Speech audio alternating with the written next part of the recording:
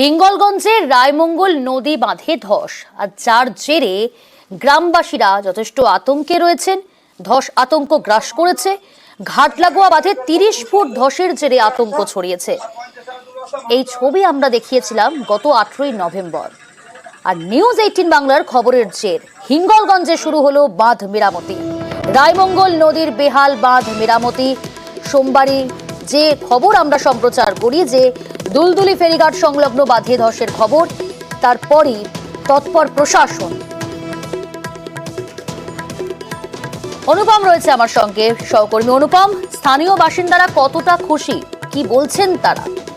হ্যাঁ দেখো প্রিয়াঙ্কা, এই যে হিঙ্গলগঞ্জের যে দুলদুলির যে রায়মঙ্গল নদীর যে ফেরিঘাট সংলগ্ন প্রায় 30 ফুট নদীর বাঁধে ধস নামে ভেঙে যায় এবং ফেরিঘাট এবং এই যে নদীর বাঁধ কিন্তু ভেঙে গ্রামের পর গ্রাম প্লাবিত হওয়ার একটা আশঙ্কা তৈরি হয়। এবং সেই খবর আমরা সোমবার অর্থাৎ 18 নভেম্বর আমরা সেই খবর সম্প্রচার করি এবং তখন কিন্তু হিঙ্গলগঞ্জের যে ভিডিও তিনি কিন্তু আমাদের সঙ্গে ফোনে কথায় কিন্তু বলেছিল যে তিনি বিষয়টি জানেন এবং ঊর্ধ্বতন কর্তৃপক্ষকে জানিয়েছেন অবিলম্বে কাজ শুরু হবে।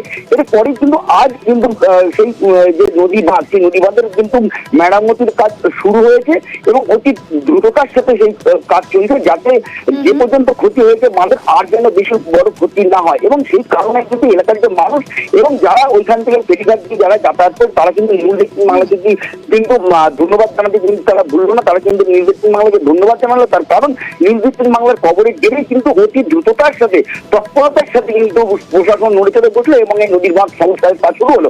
সেই কারণেই কিন্তু এলাকার মানুষ নিউজ 18 বাংলাকে কিন্তু ধন্যবাদ জানালো এবং যথেষ্ট খুশি তারা। বেশ, আমাদের ভেড়ির কাজ হচ্ছিল না, নদীর ভেড়ির কাজ এখন নিউজ 18 বাংলায় দেখানোর পরের থেকে আমাদের নদীর ভেড়ির কাজটা শুরু হয়েছে, আমাদের আতঙ্ক দূর হয়েছে। নিউজ 18 বাংলাকে আমরা ধন্যবাদ জানাই।